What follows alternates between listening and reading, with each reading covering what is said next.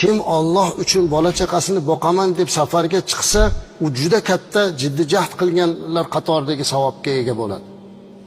Sahobalardan birlari aytgan ekanlar, men ikkita holatda jonimni olinishidan xursand bo'lardim. Bittasi dinimni, vatanimni, oilamni himoya qilib urushda, ikkinchisi tijorat mollarim orasida degan.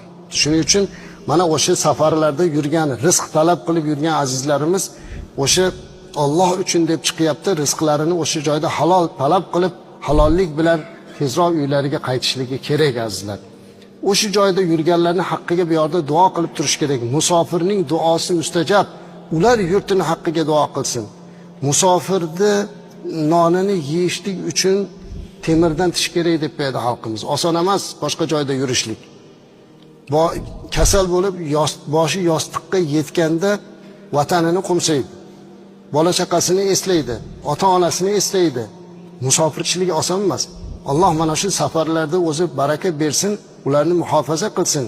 Lekin ba'zan shunaqa bo'ladiki, ketgan maqsadsiz, nima qilayotganini bilmasdan sarson sarkardon bo'lib yurishlardan ko'ra vatanga, yurtga qaytib bo'lish kerak.